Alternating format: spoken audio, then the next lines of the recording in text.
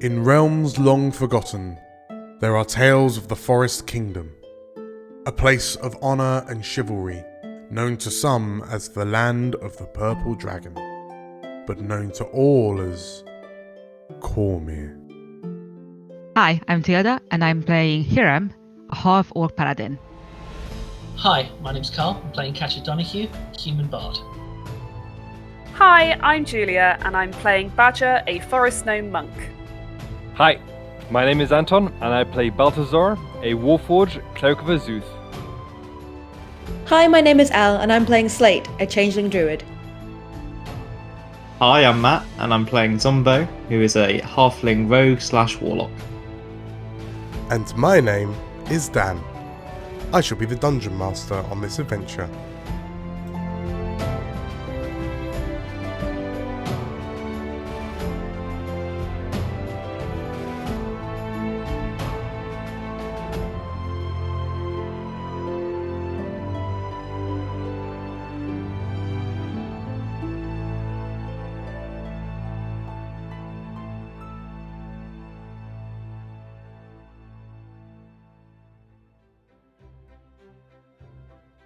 Ahoy, everybody! How are you all doing tonight? Very good. Hey. Ahoy. Yeah, all good, all good. We're a bit sparse on the ground, I've noticed. Yes, we're missing a few people. Yeah. Well, sucks to be you, Carl and Tilda, because we've got a banger of a one-shot. Just mean. Ready and waiting for you. We'll have fun without you, is what You we're know, saying. you Wow. stalwarts, you know, the ones clearly dedicated to the cause. Wow. And you know, given that you have shown such enthusiasm and vim and vigor to be here on this glorious evening, shall we just jump straight in? Sure. Yeah. Go on. Beautiful. The military of Cormyr is one of the most, if not the most, powerful and impressive fighting forces in Faerun. The tales of the valour of purple dragons and war wizards idolise them as masters of warfare across the realms. However, there is a third military power within Cormyr which value discipline and ability as much as their purple-garbed cousins, the Blue Dragons. Naval defenders of Cormyr, the proud Blue Dragons sail the Dragonmere in search of pirates, monsters, and other threats to the crown. In the port city of Marsember, we find the crew of a relatively new vessel, the Fortune's Claw, as they deserve a well-deserved reprieve from their duties. As the nation of Cormyr tears at its own throat, fighting for Ezered or Raedra, there is one Blue Dragon who has another concern on her mind. The halfling she saw in Arabelle was definitely Zumbo Marrowfat, and a captain is loath to be separated from his ship. Damn right. So, as we introduce you all back to our heroes of the day, the Blue Dragons of the Fortune's Claw, we pick up with 4 in particular. You lot have already played with these characters before, way back when at the start of the campaign. So, if I could just very quickly, left to right, as we see on the screen, just get a quick run through of who's who, starting with Knowles. Nog is a half-elf rogue. Flash navigator. Yes, navigator. Yes, the Navigator. Who didn't have much luck in the last time we saw them, but No, unfortunately not. No, came a cropper of a insidious Ublex. Oblex. That's the one. That's the name of the monster I used. Yes, the ship's navigator, Knowles. And next up, who are you, Subtle? Me? My name is Sator Brandok. I am, some would say, the gunner. Some would say an expert at all things explosives. I like 2 things. Fighting and Gertha, my beloved cannon. That is all. So, who is Reeve? Reeve is the. Have we agreed she's first mate? Is that what we've agreed? Yeah. First mate of the ship, Reeve, half orc, very kind of domineering and married to her duty and the job type character. Yes, absolutely. Very cool. Recently returned from Arabelle That's right. after seeing a family member, I assume? Sister, yeah. Sister, sure. In Arabelle, where she bumped into one Captain Zumbo Marrowfat in a bar, and surely a ghost, a spectre. Well, she was a bit surprised. That's true. Yeah. The last she saw him, he was getting munched by a giant squid, wasn't he? By a kraken, wasn't it? Yeah. So yeah, she was a bit surprised to see him, given that in the prologue one shot we did, she watched Zumbo Marrowfat jumping into the maw of a kraken. Wasn't expecting to bump into him at the pub in Arabelle. And last but not least, who are you, Morton? Yep. So Morton is the ship's medic / sawbones. Probably very work hard, play hard kind of attitude. Very sort of cynical and sarcastic, but totally committed to her crewmates. Sounds good. So, yes, these 4 individuals, you are only 2/3 of the important crew of the Fortune's Claw. The ship's cook Booth and the ship's wind mage Adremides have taken their leave elsewhere, but the 4 of you have decided to primarily stay in Marsember. And so we pick up with you lot. In the sea! Yeah, going for a swim. Lurking about the naval dry dock, just adjacent to the Starwater Keep, and well, specifically Knowles, Booth, Knowles, Subtle, and Morton. We find the three of you there specifically, just kind of minding your own business. Ever since you came back from your recent, series of patrols, like the most recent leg of duty that you've been performing, you've noticed that the air of Marsember just feels different. There's noticeably less purple dragons about.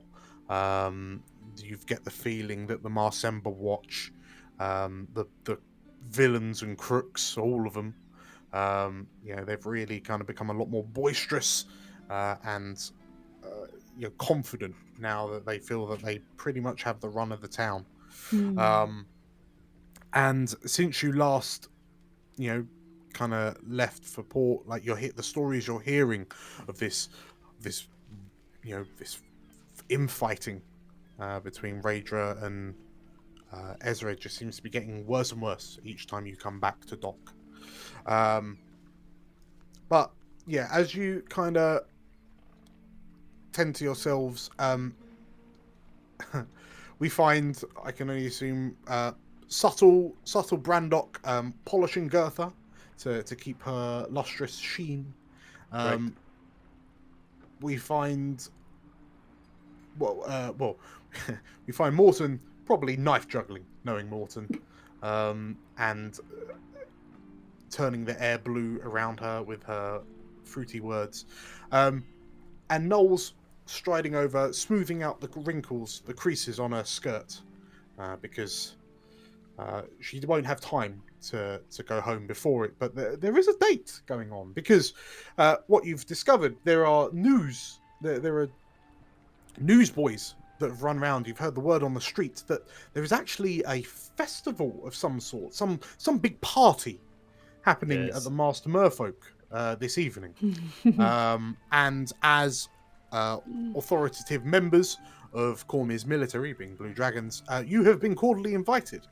So Knowles, it just, the stars are aligned, as you thought, you could probably just schmooze with your date at the Master Merfolk instead. instead of whatever grimy Marsember venue you originally had in mind. 2 birds in 1 stone. So Right. we're on a night out, right, Dan? So this is it's like early afternoon at the moment. Yeah. So there is some time to kill, and as you're wondering how you're going to kill them, we find always the wonder. hurried approach of a broad-shouldered and imposing silhouette of a half-orc woman. And as you all look up and see Reeve striding towards you, you notice that there is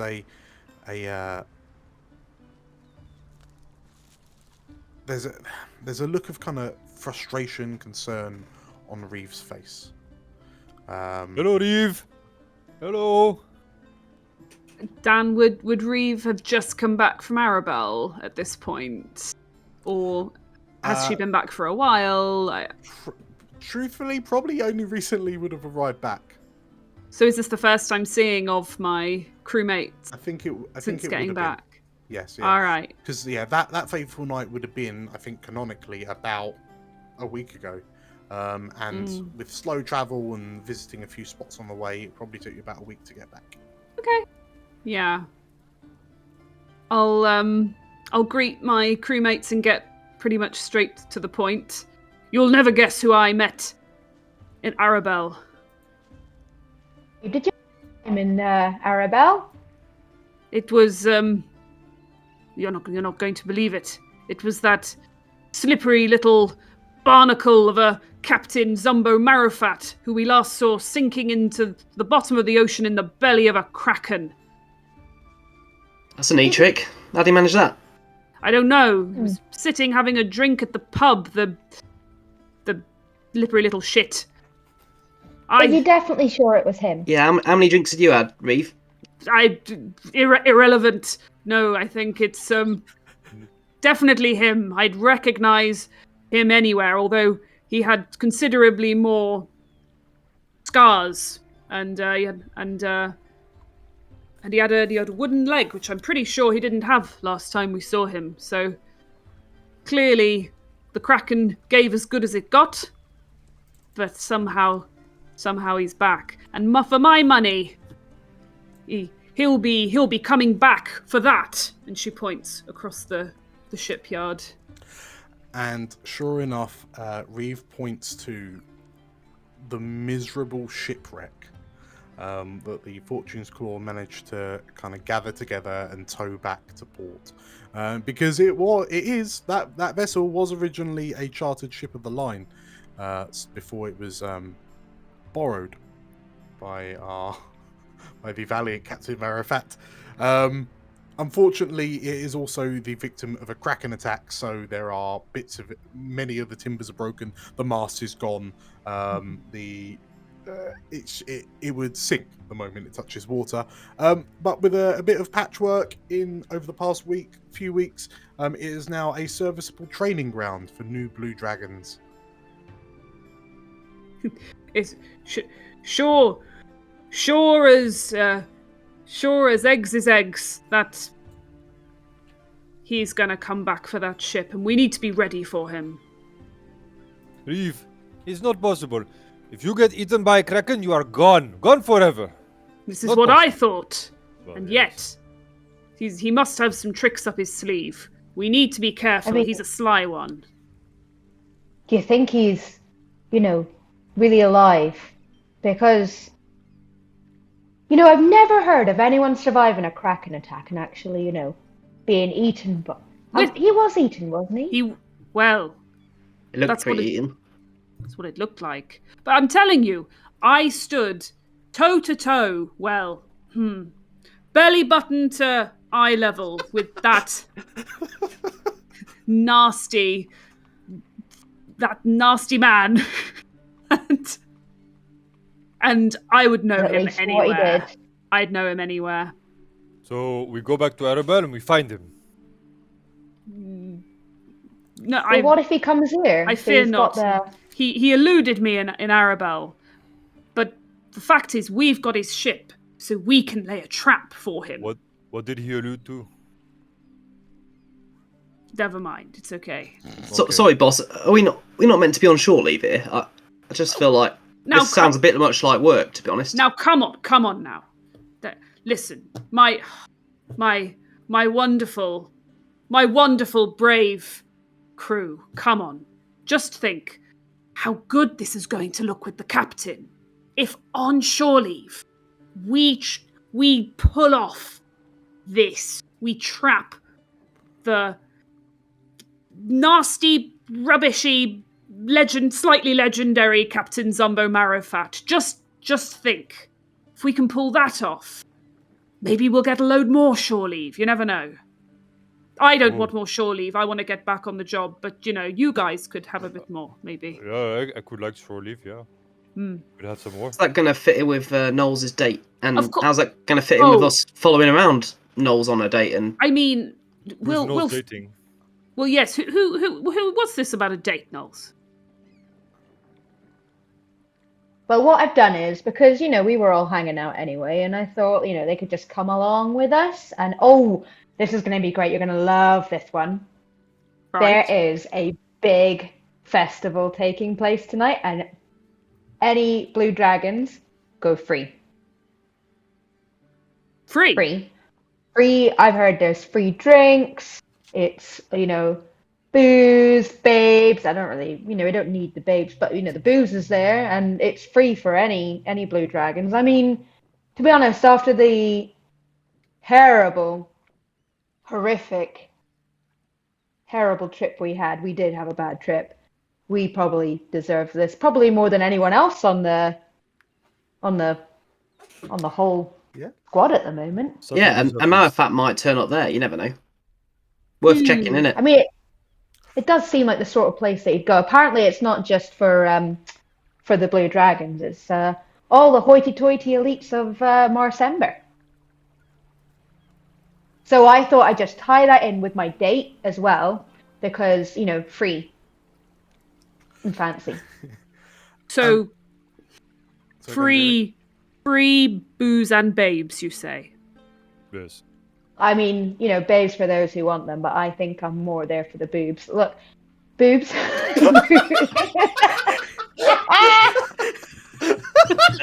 There's the short, people. Only 10 minutes in. There it is. Subtle agrees. Subtle nods. He's like, yes, I want it. Yeah, that's what we're all there for, Knowles. I'm sure that we can fit it in with our investigation. There's no need to bail on the date. We'll find Zumbo and we'll go to the masked merfolk. And just like Morton says, if he's going to turn up anywhere, it'll be where the drink is flowing and the boobs are knocking. As you say that, one of the dock hands working nearby, who has a beautifully shaped head that's begging for a walloping crossbow bolt, the dock hand kind of looks over to you and kind of approaches, and I apologise, but I didn't mean to eavesdrop, but did you say Zumbo Marrowfat? Yes. Have you seen him? Well, I mean, what you were saying. Give me a quick description again. Well, halfling, eye patch. I think. Matt. Would Zumbo have been wearing his blue dragon gear? Yeah. A stolen blue dragon coat and hat, and a wooden leg. Why? And it's just, I was chatting to some of the Marsember Watch earlier, and they said that they've seen this bunch of newcomers in town, and seem to be getting there was a peculiar looking halfling among their number, and it just seemed to be a bit of almost like an adventurers group. Just probably, and they were saying they were probably going around causing a bit of trouble and whatnot, but they mentioned that they were hanging around in the what is it called? The Drowning Flagon.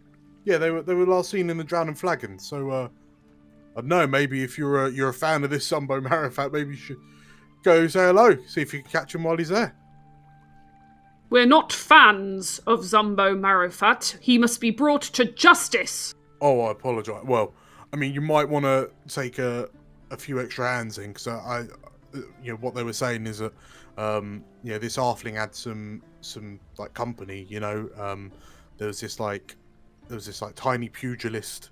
There was a big brute, massive weapon. I don't know, like a heavily armored knight of some sort. This bloke in like tatty robes, and then this scrawny bard with a dog. Yeah, that don't sound like our guy, boss. I mean, didn't we watch his old crew get eaten? He's clearly found a new one, is what I would bet.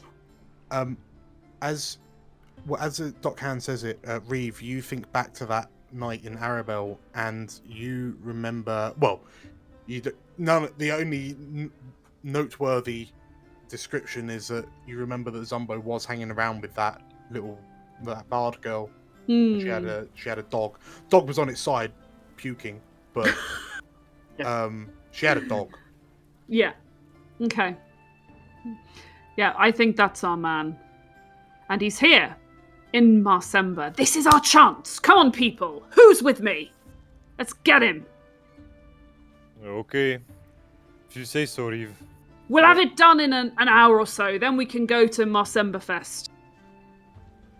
Do you think it's worth maybe doing some sort of trap or something here at the Bobbing Apple, just to kind of... I mean, I know we got to get there fast, and I guess we can have a drink while we're there if he's not there anyway, since we are off on, not working.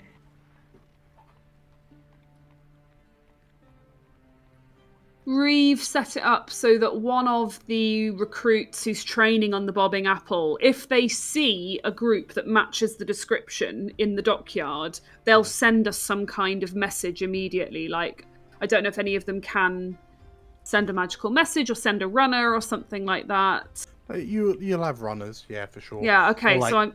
messenger seagulls. They're going to send a messenger seagull, the first sign of Zumbo and his new crew. Yeah. The only delays are chips on the way. Yeah, let's just hope there's no chips on the way.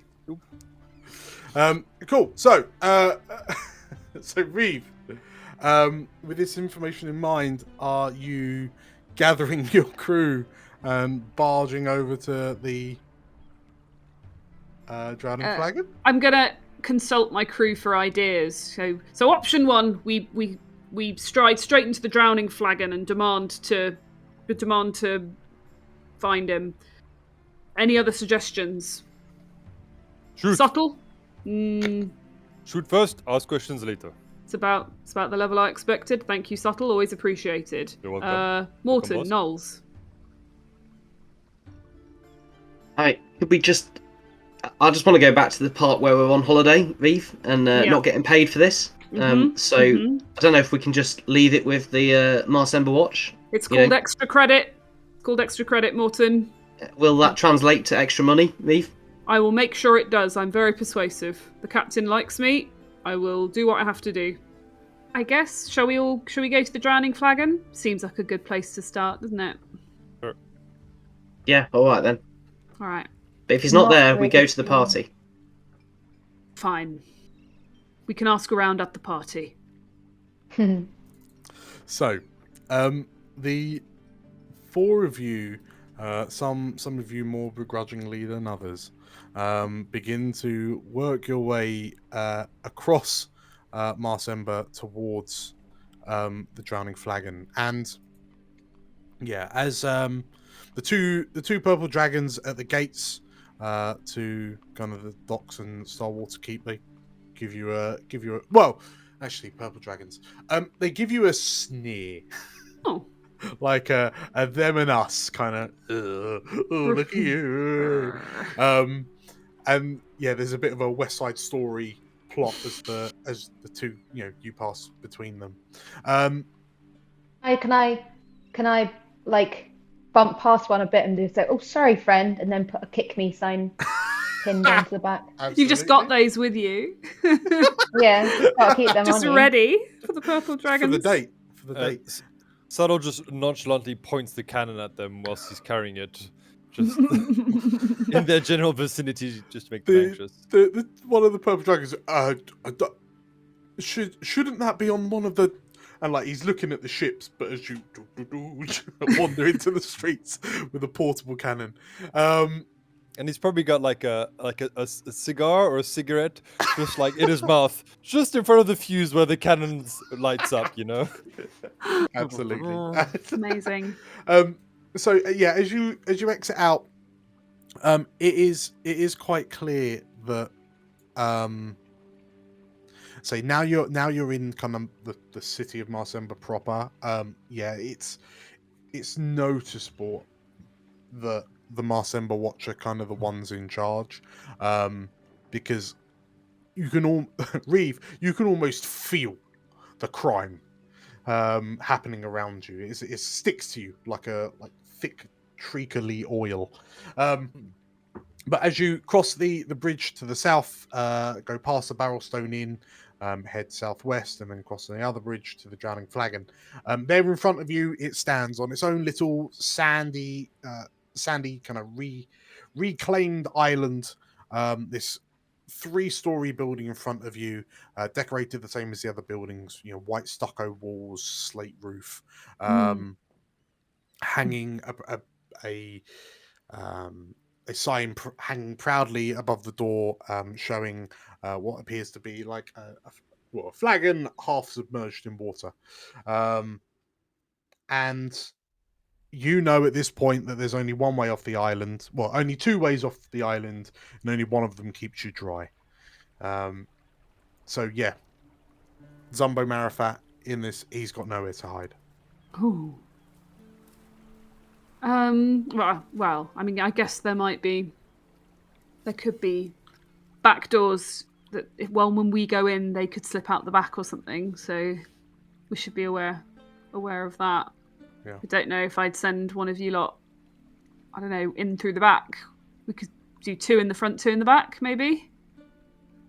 If anyone's up for that. What is our plan here, boss? Because if he has got his whole crew with him, are we just going to start a brawl? I mean, it didn't go that well for us last time. They're not going to start a fight in the middle of a pub in the middle of Marsember. We just arrest the man. Honestly, you acting like he's some dread pirate. He's just a little oik. I mean, your authority is absolute. And in actual fact, I've not actually mentioned it, but yes, you are absolutely correct. The Drowning Flagon actually has 2 entrances. So, one for locals and one for visitors. So, by all means, if you do a 2-pronged attack, you'll be able to pen him in. Right. So, I'm going to send Subtle and Morton round to the visitors' entrance, and Knowles, you're with me at the locals' entrance. Okay. Okay, boss. So, as the 2 of you kind of go around the back, and the other 2 of you wait at the front door, Reeve, you wait for the sound of the door, boom, like the back entrance being kicked in, and then you hear subtle shouting. Nobody move! And he just starts detaining all the kitchen staff. Reeve's going to slam the front doors open and walk in with Knowles going, No, nobody be alarmed. We are the Blue Dragons of Marsember. We are only here looking for the halfling known as Zumbo Marrowfat. Put the cookie down! As the 4 of you barge in, there's cries of shock and panic from inside the tavern. You hear the sounds of chairs kind of scraping across wooden floors, like people stand up, like in surprise. You hear one person kind of spit out ale, mainly as a dwarf with a cannon emerges from sort of like the back. You hear the cries of Esme, the tavern owner, as 4 blue dragons burst into her establishment. The innocent have nothing to fear. And whilst this all happens, and sort of you shout out, we're here for Zumbo Marrowfat. There is one table in the middle of the tavern, and you notice that the people around that table haven't moved. In fact, there's 4 people around the table. There's a fifth and sixth figure just kind of off to the side. One's by the bar, and they just kind of stop and they look up to you.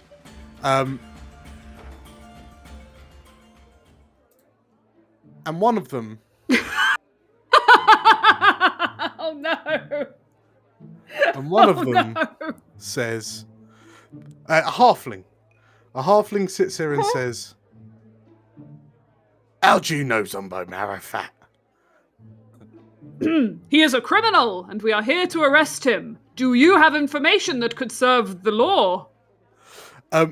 In front of you, at the table, you see what appears to be some sort of actually, Reeve, you run through the descriptions that the dockhand gave you, and in front of you, you see a tiny halfling pugilist. Yes. You can see a female Goliath at the back. She's a big old brute with a massive weapon. Yeah.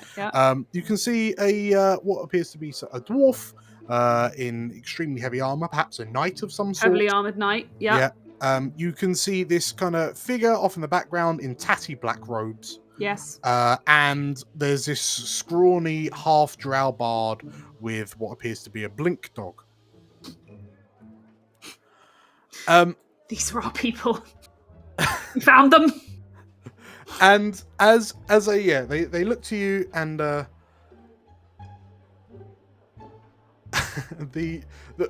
Goliath woman kind of walks over from the back, and she towers over the table. She towers over you, and there's some distance. And she says, I can't help but feel there's been a bit of a mix-up. And she looks around, and like the other patrons are starting to sit down. Can we help you?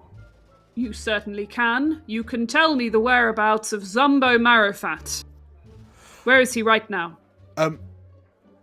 The sixth figure, which I forgot to describe, is what appears to be a red-scaled kobold, whose snout is barely above the height of the table where he's sitting, and like he peers up and adjusts some goggles on his face, and you notice that he's holding a bowl of some sort of gruel or seed or some sort, and there is a rat just kind of head over the side of the bowl just chomping away. And as you watch, a few more one more rat kind of appears from his coat and crawls around his neck and around his collar and starts tucking into the food. And you Zumbo? Why do we know that name, Zumbo? Says the little kobold. He kind of barks to the others. The half drow flicks his hair, and I believe he was part of that imitation group that follows us around sometimes, the warhounds. You know of them, don't you? And the halfling kind of rolls his head, rolls his eyes, and yeah, those amateurs. What do you... What? Go on. I'll lean into Reeve and just say, what do you wager this is just a ruse? Almost certainly just a ruse. They're pretending to be another very weirdly similar group to the group we're looking for. Impossible. Similar weird group, said the halfling, like banging his fist on the table. No, we were there first, he shouts. Can Subtle jump in and rugby tackle Bodger? I got him! I got him! Good work, Subtle! The halfling goes... That's the pugilist. It's not... Sorry, go ahead. Halfling! The halfling goes sprawling to the floor as you tackle him. The figure in the black robes kind of glides over gently and kind of looks around and... I don't think that is who you're looking for. So Of course. Kind of ominous, echoey voice. Wooden leg, and he'll lift, and it's the chair he's lifting. Oh wait, okay, no, stool down. It's not him, Subtle. Let him go. The halfling, get off me, he says, and he stands up and he looks around. He looks at you, Knowles, and he's like, you look like you're in charge. Talk. I demand an apology. Reeve, I don't think I should be apologising, should I, Reeve? Don't apologise for anything, Knowles. Listen here, you little halfling. You all know each other. Where's Zumbo Marrowfat? Why would we know where the bloody hell Zumbo Marrowfat is? Like the halfling starts, and the Goliath steps in front of him, puts a big meaty hand across his face, and sort of like you see her fingers curve up to pull his jaw up so he can't talk anymore, like muzzling a dog. And she, please, friends, please, we know of this Zumbo Marrowfat, and we've encountered him on our journeys across Cormyr, but we have no affiliation with him. Are you sure? But absolutely. And You're a creep. she gestures to the five of them sat in front of you. There's a from the halfling in her hand. The dwarf woman has been surprisingly quiet, and then it's just this ragtag bunch. And she looks to you and says, "Do you really think I could handle any more?" We have reason to believe you are his new crew. Are you denying this? The kobold. New crew. No. We are consummate professionals. We are. We would be seen wandering around with that little Zumbo. I would like to see their adventuring license. Absolutely, says the Goliath. And she holds out the charter, and you see they're listed Malka, who is the Goliath that you're talking to. Mm-hmm. There is Bodger, the halfling pugilist. There is Midnight Raven, the half drow bard. Tabula, the unspecified warlock in the back. Mungo, the kobold inventor, and Mirren, the dwarven rune knight. Very well, I apologise. There has been a misunderstanding. But you do know of him. The kobold pipes up. Well, maybe we do, and maybe, he says, maybe we've seen them not too long ago. Got your attention, didn't it? He says, and he wiggles his goggles a little bit. And he kind of steps up, like stands on the chair, and then climbs up onto the table, and then like his claws clack on the wooden top as he kind of walks to you, and he's still not your height. And like a few rats kind of scurry across the table behind him, and he looks you up and down and say, I happen to know the potential whereabouts of Zumbo. What would it be worth for us? Reeve is just confused by my and question. he looks at all of you. You know, boss, is Morn's whispering to Reeve, if you wanted to give him a night in the cells, I mean, those rats are probably several health code violations right there. I mean, if you just want to sweat them for a night or two, then we can go to the party, chat again with them in the morning, see if they feel differently about it, right? You don't have to waste our time. That sounds somewhat oppressive. No, I think we can work to something much more friendly and mutually beneficial, you understand? That's more like it. Come on, you tell us and we don't have to put you in the cells. Or I tell you in exchange for a little favour.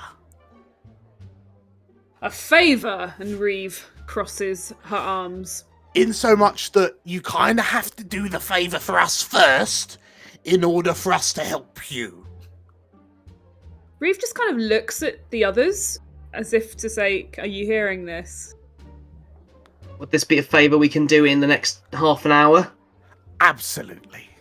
Where to be, honestly, I'm quite busy, so Look, 20 minutes, if you will. Knowles, we have to find Zumbo, and we want to get it done as quick as possible. Fine. What is this favour before we agree to it? So, I, Mungo, may or may not have witnessed 6 interesting individuals emerging from the broom cupboard on the second floor of this establishment. Mm-hmm. They thought they looked all around, but clearly they didn't see me, because no one really checks for kobolds in civilized establishments. However, Right. It would seem that you have just missed them. They were concocting some sort of evil and devious plan, clearly, and then they've scarpered to the winds. And a city as busy and bustling as Marsember, there's not a chance in the 7 hells that you're going to find them, unless you have a lot of eyes with which to look for them. Tell me I'm wrong. Is this going where I think it's going? Sort of, but probably not. Now, I am somewhat of a troop leader. Not of these lot. No, they are their own individuals, and I respect their integrity. No, I lead a legion of soldiers. And as he says that, he bends down and he scoops up one of the rats. This is Jermaine, he says, as he holds this rat out in front of you. And the rat looks surprisingly calm, considering. And this one, he scoops another one, is Philippa. Now, Jermaine and Philippa are actually one of about 1,000. They are a large brood. Unfortunately, since we've been here in Marsember, I've woken up to discover that my brood has been diminished slightly.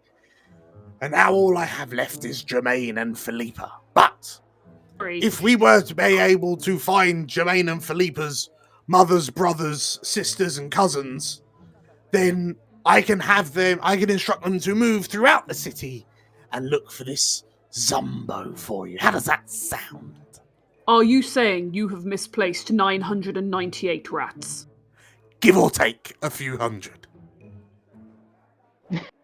So you want us to find the rats, and then the rats will help us look out for Zumbo Marrowfat. They'll find him, and then they'll come and tell me, and then I come and tell you. If you help me find my rats, I will help you find your rat. What do you think, everyone? I would like to check that the kobold's being genuine. Yeah. Because it seems like a lot of effort for. Depends where they've gone, doesn't it? Slightly. It won't be hard finding rats. It's just whether it's the right rats. Yeah, that's it. There's going to be rats all over Marsember. Yeah, the whole city is crawling with rats. Yeah. Okay, but yeah, good idea to check out how genuine he's being. Insight. Okay, so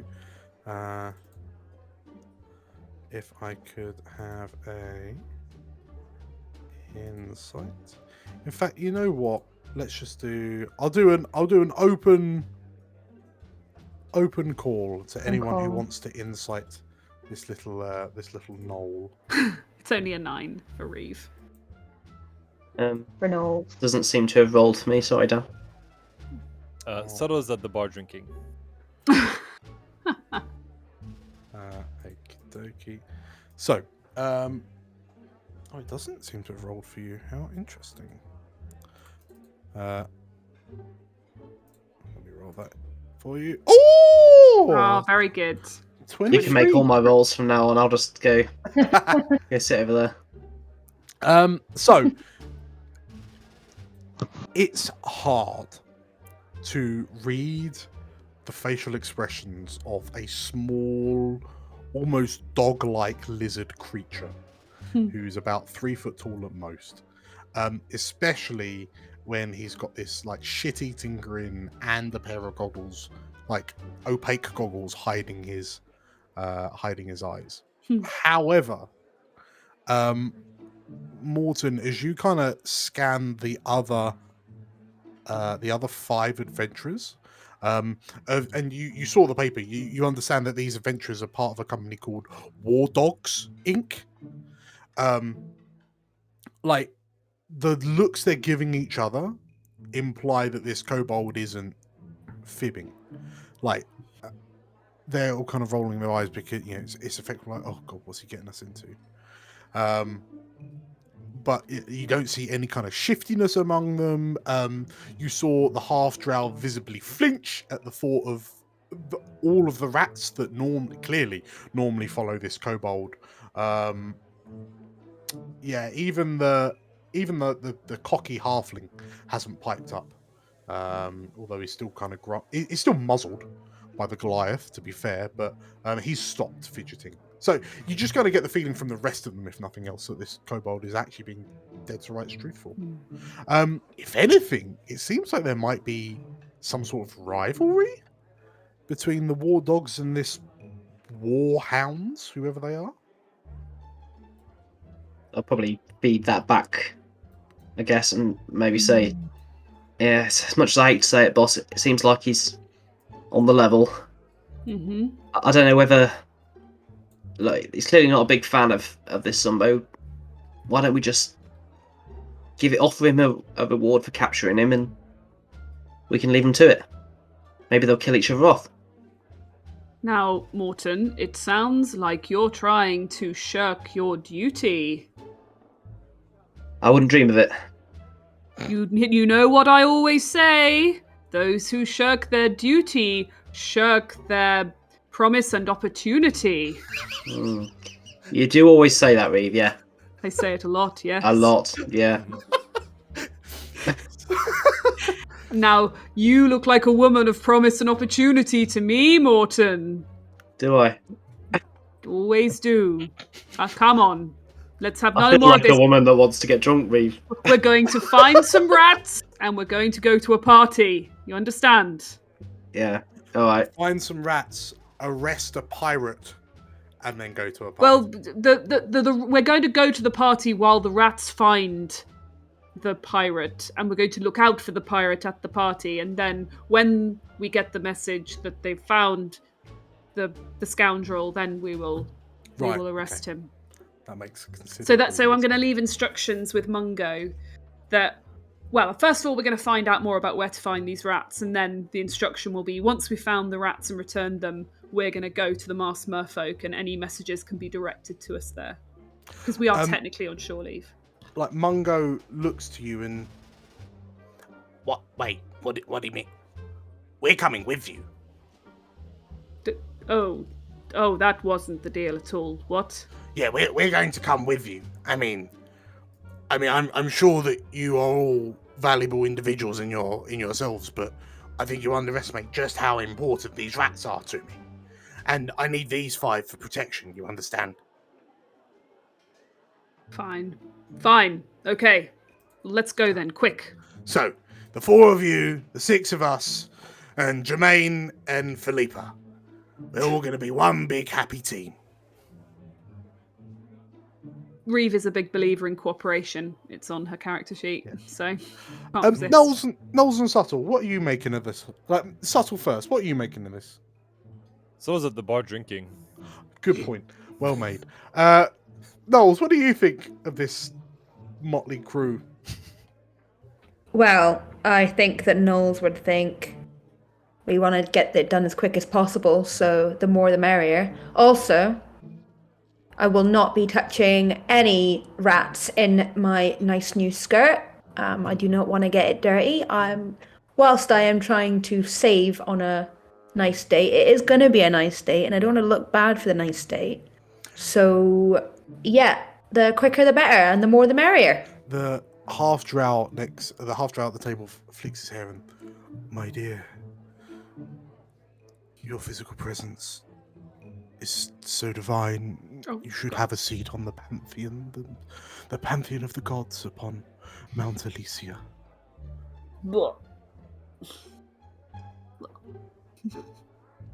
I mean, that's quite nice of you. But I mean, if we are going to be doing this whole rat scouting thing, maybe we can just keep it to that. I've kind of got places to be tonight, and sorry. The half drow nods. Absolutely. As you say, you have a date, a soul blessed with such luck. He must be blessed by Timora herself. But I was just wondering, have you known this date for long?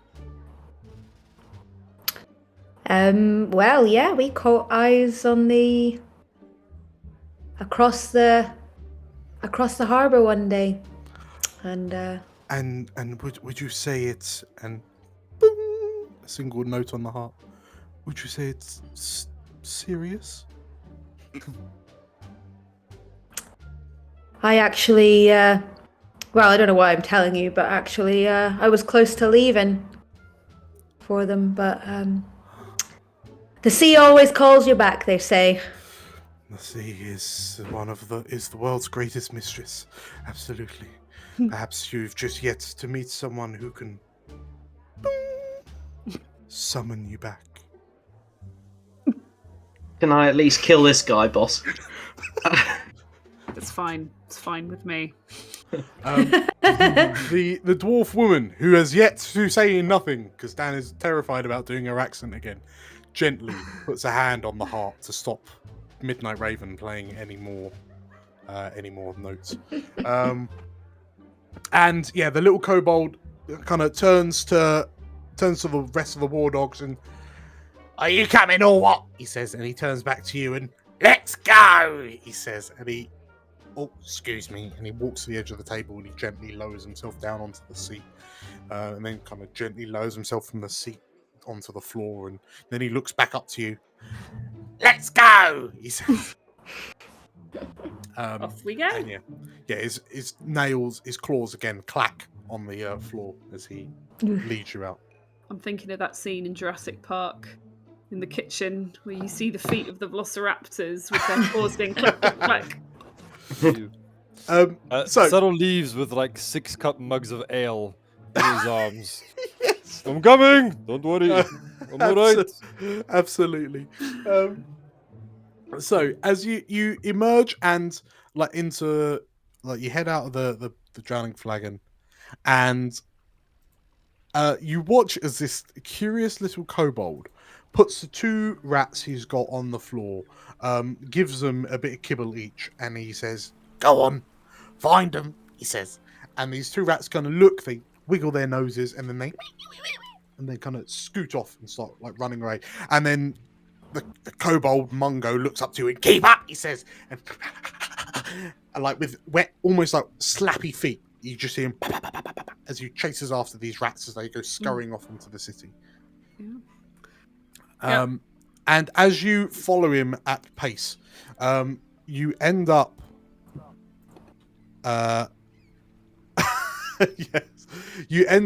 kind of crossing the bridge back onto the island with the Barrelstone Inn.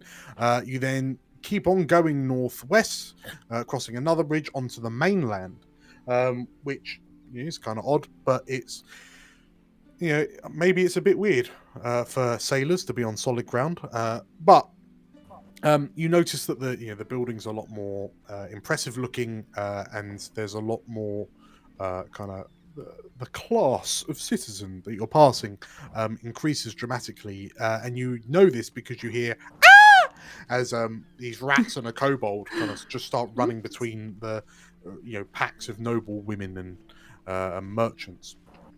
But sure enough, you every so often the rats stop, the kobold stops. He kneels down. It looks like he's talking to the rats. And then he gives them a bit more kibble and "Onward!" he shouts, and you carry on running. And they kind of get to a crossroads. They sniff around. You see a horse kind of freak out because there's a rat running by. And then the rats kind of shoot between 2 buildings into an alleyway. And before long, they emerge at what appears to be a small, little, secluded, private dock. And looking around, like it's a lot of kind of warehouses and the like in this area. But the two rats just kind of stop. They sniff the ground, they sniff the air, they sniff each other. And then you watch as they run over to what is effectively a manhole cover on this dock, and then they just kind of start. One of them starts scratching at it. The other looks up at Mungo, this kobold, nose twitching, and the war dogs follow in behind you. And yeah, oh boy, the black hooded figure, the black robed figure, kind of wafts in last place, and I believe we are at our destination. In the bloody sewer, is that what you're saying? Malka the Goliath kind of looks to you and, well, truthfully, were you expecting rats to be anywhere else? Morton will just kind of pat Knowles on the back and go, "It was a nice dress." Yeah, I object. Can't. Well, whatever we can do, we have to do it up here. So can you just call them up if these rats can find them and know where they are? Then surely they can tell them to come up, and we'll all be on the way, sorted. I really don't want to be getting down there. I can't actually be near sewage. It's just not going to work out for me. Mungo the kobold kind of puts his fists on his hips, and he stood on the manhole cover, and he's tapping his foot, and there's a ding ding ding ding from his claws on the metal, and he looks to you and he says, "That sounds like a lot of no from someone who needs our help." Tell you what, you know what? If you've got any sort of I don't know, rags or extra clothes, if you can just pass them on to me, then we can all get going. The war dogs look to each other and, no, I don't know, have you? No, I'm afraid not. Knowles, I got this if you want. I mean, I used it to clean Gertha, but it could work. It's a bit. Oh, I don't. Here you go. I give Knowles a rag. Oily, dirty oily rag. Oh no! Is there one side that's cleaner than the other, so you can just wrap it around yourself like an apron or something? I don't know. How big is it? As big as you want. Brilliant. All right. It's his duvet. All right. I guess Knowles will find a place to do a quick change and try and find somewhere to stash the new skirt that she's put on. It might actually be part of a sale that Sarah has stolen to clean Gertha that is now being used as a... Yeah. Reeve, you take a moment, you look at this cloth, and it's dirty and it's creased and it's worn, holes worn through in places. But you do remember there being that mask, that sail you had to replace because there was just a square cut out of it. Subtle. Yes. We need to talk later. Okay. About what? About proper use of ship supplies and equipment. Okay, no problem. Good. To be fair, it's helping us now, so So as the four of you are discussing this, you notice that the kobold has whistled and kind of clicked its fingers and beckoned the Goliath over, who just rolls her eyes, and she lifts the manhole cover with the kobold still on it, and then donk, kind of plonks it to the side. And she looks to the rest of you and I guess we'll go ahead to make sure there's nothing going to eat us down there, she says. And you see her try to break a smile, but it feels like the most flat delivery of a joke you've ever experienced. And you're teamed up, you have Adremides in your team, on your crew. So yeah, this Goliath has to really pull her shoulders in as she squeezes into this manhole cover, and you watch as she disappears into the the tunnels below, and one by one, the war dogs disappear. The 5 of the war dogs disappear down the manhole cover until it's just Mungo the kobold stood on this manhole. After you, he says. Come on, team. Subtle will go forward and say, 1 small step for man, 1 giant leap for Subtle. Go.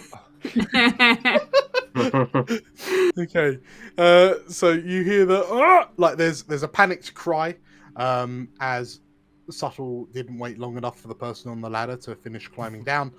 So there's a bit of a crash and a bang. And who's going next? Yeah, Morton will go next, but she's glaring daggers at Reeve. That's fair. It's fine. Remember, this is all worth it to catch Zumbo Marrowfat. Actually, she would probably dip into her medicine bag and pull out some smelling salts that she uses to revive the crew, and just gonna put some under her nostrils and then offer them to everyone else. Oh, God, the smelling salts are less bad than the sewer. That's saying something. Yeah.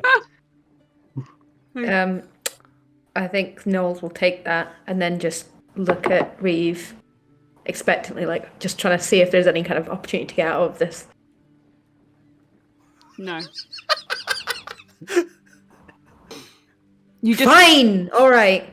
And jumps, delicately tries to get into the sewer and tries not to touch any of the sewage, which is impossible. Yeah. And all we can hear is echoing. And last but not least, Mungo, after you, my lady, he says. Don't call me that. And Reeve jumps down. The kobold latches onto the back of your head, and effectively has you carry him down into the sewers. Jeez. Jeez. But he stops. I mean, you're a few rungs down. He stops, and you'll need to pull that back over. He says, pointing. Right. Pulls it back over. As you pull the manhole cover over, and your world gets considerably darker as you head into the sewers underneath Marsember. Let's grab a 10-minute break. Okay. Oh, cool. Great. See you all in a bit. See you in a bit. This is fine. Yeah. It's going pretty much how I expected, to be honest. Very good. Right. See you in a bit. See ya. What a sorry bunch of landlubbers. Nah. You'll need much more training before you're ready to join me crew. But don't worry, that's why I've made these here instructional videos. We'll get your ship shape in no time. All I need you to do is give this one a like, and then subscribe so you won't miss the next one. Zumbo out. Welcome back, everybody. Hello. Hello again. You made it all back. I am very glad. I was worried that some of you were going to chicken out of the sewer encounter. Very smelly. No. Happy to see you all here. So, yes, let's just kind of jump straight in. So, as you all descend the ladder into this sewer, surprisingly, it doesn't smell that much worse to the rest of Marsember, given that Marsember's sewage system is basically the canals and the river. Well, yeah, the canals between the islands anyway. It also smells better than Subtle's bedroom. Yes. Oh God, what have you got in there? I don't know. That's the basis for the next one shot. But sort of as the four blue dragons kind of climb down, you can see that the war dogs have already kind of spread out across the pathway. You can see that there's a stream of kind of murky effluence kind of separating you, and Midnight Raven. So the half drow, his face is a sight as he every so often you can see him going and sort of gagging at the smell and desperately trying to cover his face, cover his nose. Interestingly, no one else seems to be reacting all that much to the smell. Mungo seems to be almost reveling in it. But yeah, as Mungo descends from your shoulders, Reeve, and kind of skitters across, splops through the sewage water.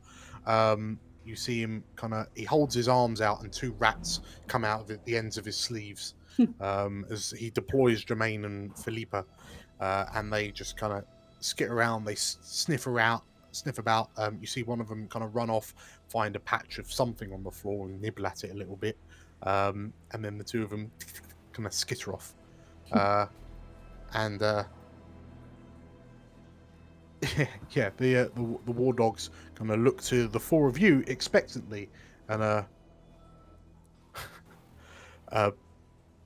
Tabula, the black-robed figure in the background, says, "We will let you 4 take the lead. These are your sewers, after all." Reeve? Why are we here again? There's no beer here. We're finding the rats so that Mungo here will tell us.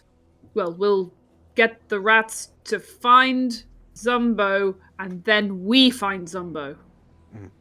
The kobold turns around. Do you understand how difficult it is to train that many rats? Do you not train them to come back to you, though? That's my question. I mean, listen, Sugar Lips. That's basically the problem we've got here, isn't it? Like, I have trained them to come back, and they haven't. So clearly something's happened to them. Oh. In fact, the only reason that Jermaine and Philippa are still here is because they woke up late. And then, he stops and he looks down the corridor. Jermaine? Philippa? Pissing rats. Why do I have to choose rats next time? I'll choose frogs or something. And then you watch as the kobold kind of grumbles as he stomps off down the sewer platform. Yeah. The sewer walkway. Reeve is gonna attempt to follow. She can't actually move at the moment. So do we need light, perhaps? So as you say that, Subtle, Knowles, and Reeve, you're going to be fine in the darkness, relatively speaking. But Morton, you're kind of scuppered. It's fortunate then that next to you, on the wall, is a torch that looks like it could be wiggled free of its sconce. Yeah, Morton will definitely grab that. Okay. There's no way she's wading into sewage blind. Oh god. So as you equip yourself with a torch, Morton, as you move around, the torch light should go with you. Lovely. Beautiful. Cool. So, reasonably speaking, you can move your token to anywhere that you can see. And then we'll just stop as we go along. The war dogs will follow behind you.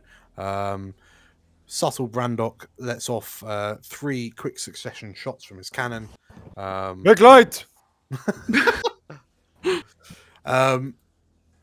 Let's just scrub those. Thank you very much, Anton. Does it matter that we're on different sides of this pool from Mungo and the others? You'll be able to jump across. If there's only a 5-foot gap, you'll easily be able to jump. Okay. So jump without any risk of splashing and getting. It's just boots. a trivial hop. Yeah. Yes, absolutely. I mean, there's nothing stopping you if you go into the sewage. It's difficult movement, difficult terrain, so you'll go at half speed. But there's nothing stopping you from actually kind of going in. Subtle, no.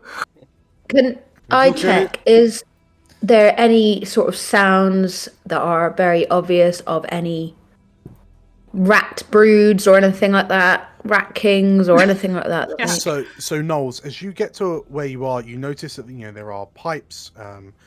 There are some pipes, below foot that are just kind of trickling effluents into the streams, because you know that this water, with all the nobles, they'll have toilets and sanitation and that sort of stuff, and it all goes into the sewers underneath the mainland and then just gets pumped straight out into the seawater, for the poor folk to deal with as it washes out to sea.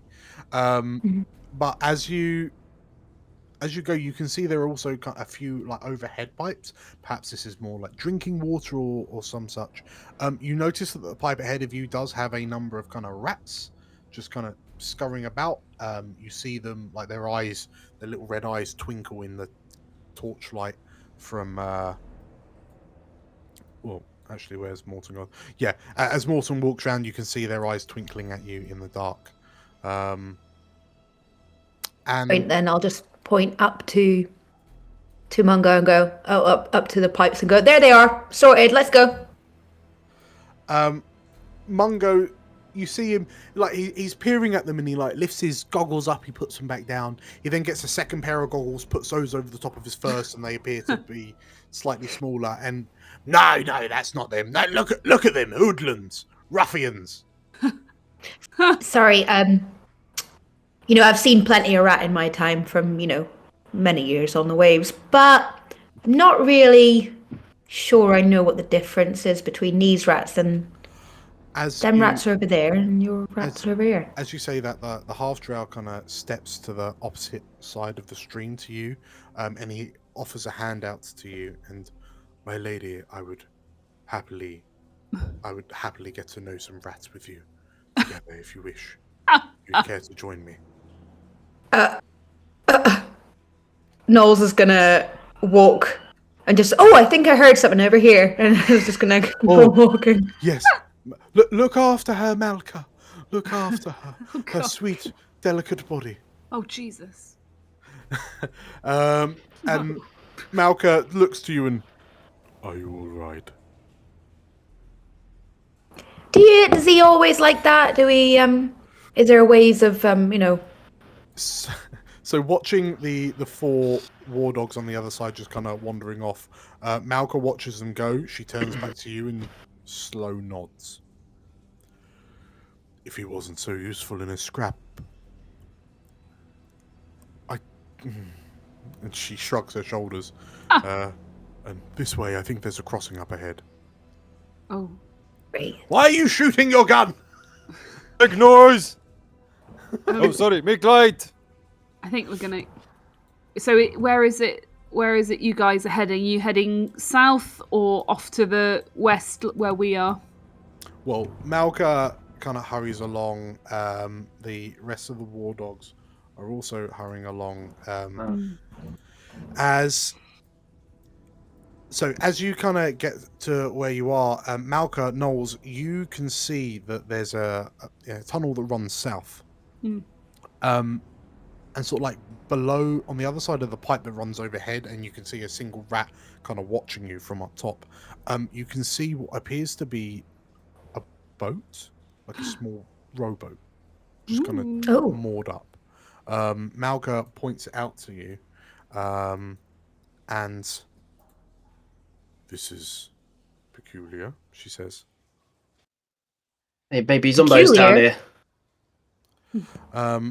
And Malka, like looking on, you see that the stream, as the stream goes further south, there is a heavy, thick iron gate that bars the way. But it appears that, but like on the other side, you can, like off in the distance, you can see the light of the coming in from the sea, like the harbour further down. So clearly, this is an entrance of some sort, and this boat is moored here. Who sails into a sewer? Malcolm mused. Knowles will definitely hop over.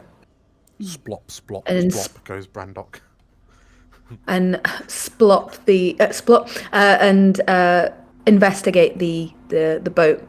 Okay. And the surrounding area. So looking at the boat, you can see that there's a couple of torches lighting the area. The boat has a single set of oars, so it looks like it's piloted by one person. And then looking around, you can see that there are a number of cages in the nearby area that, upon you take one look at them and kind of realize they're the sort of cages you'll see rat catchers use.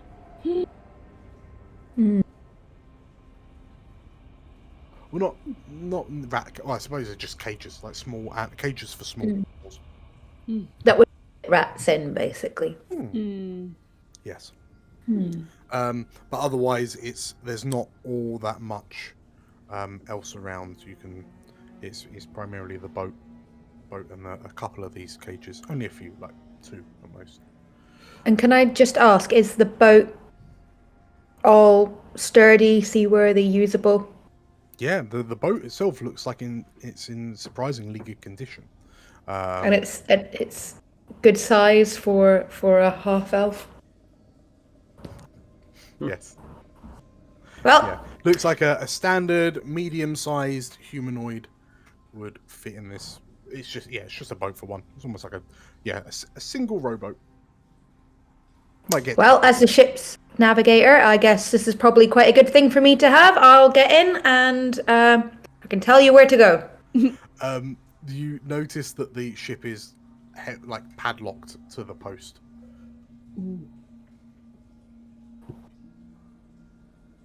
Is that necessarily a problem for me? It may or may not be. I don't know if you've got any thieves' tools with you. Because I doubt you've got proficiency, but have I got any? No! Yeah, you tend not to bring thieves' tools on a date. What? That does not seem... Do any of the war dogs have some on them? Malka, and she jumps across the stream and kind of... You can tell she's trying to whisper, but like her voice is just echoing, and it's so bassy and reverberant that it sounds loud anyway. But you hear her go, "Do any of you have lockpicks? Picks. No. Could. And she turns to you. No, they don't. Reeve is going to look for something she could try and smash the lock with, like a rock or anything hard. Yeah. I mean, yeah, there are things that you could break it with. If I could have a use a strength check to. Yes. Try and smash it. Give me a straight strength check if you roll that from your character sheet. Yeah, sure. Just straight strength. Oh dear. No pluses, no nothing. Just my +3. Okay. Ability check. Normal. It's a 16. Okay. Yeah, you manage to break the lock. And there's a bloop as it falls into the water, and you're able to unwind it, and the boat is now free. Excellent. There you go, Knowles. Very good. Thank you, Reeve. Appreciate that. Can Morton look in these cages and try and, I guess, confirm whether there's any trace of what was living in them, where they might have gone? So as you kind of get down, and the bottoms of these cages are wood, and you can see that there's a number of small scratch marks. And as you kind of get a little whiff, that musk, it's very definitely rat poop. Right. Is there any rat food or anything that might have been used to attract anything that she could take that might be useful in attracting rats later? Give me if you roll me a investigation from your character sheet. Okay.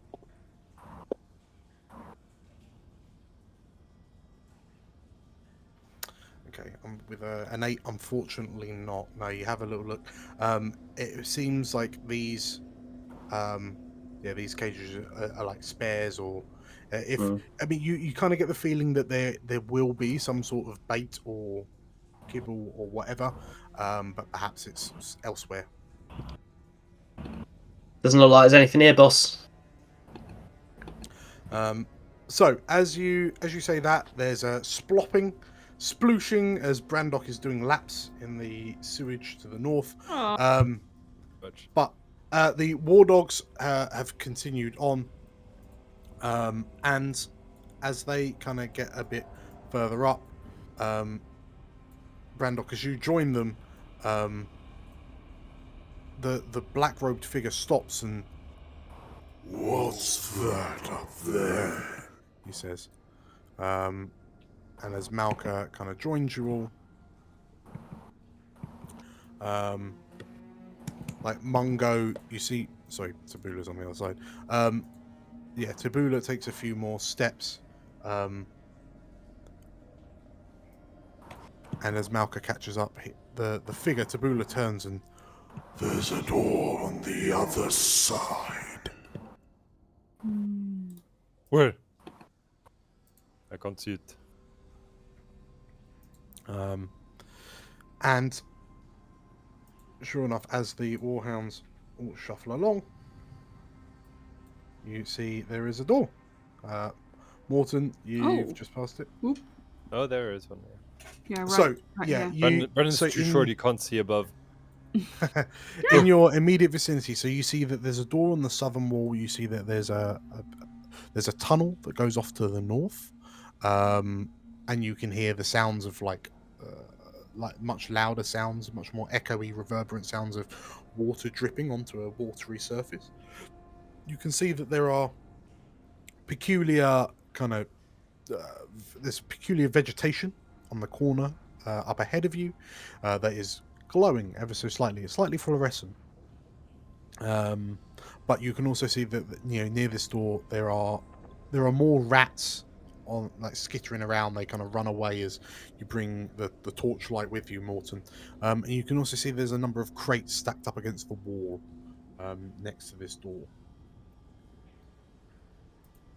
Do I recognise any of the vegetation there as having like medicinal properties or anything? Yes. Well, actually, tell you what, let's go one better and ask for a nature check. That's what I was fishing for. I'm actually quite good at that. Quite good at that. All right. Splop, splop, splop goes Brandok. Absolutely. So from the leaves, so if you, you'll be able to take these leaves, and if you eat them, you will gain some. It has some medicinal properties. It's not like a potion of healing. But you'll get D4 plus 1 temporary hit points if you munch on these leaves. Okay, and how many am I able to get? You manage to forage 3 uses worth. Nice, that's good.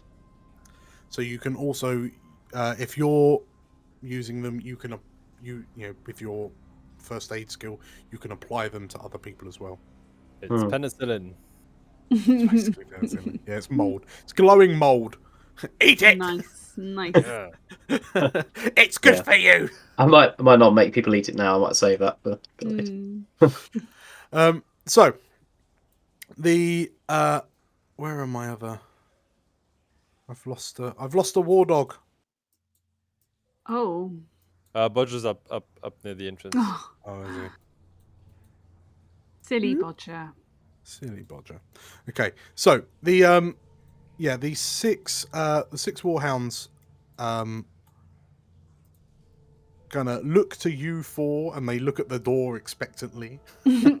But yeah, and Bodger kind of nods his head and we'll keep a lookout. Yeah.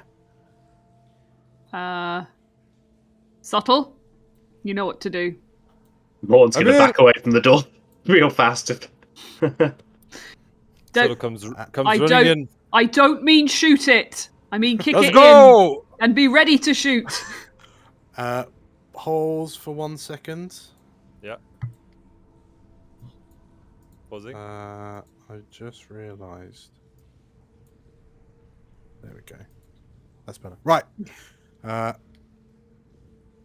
Okay.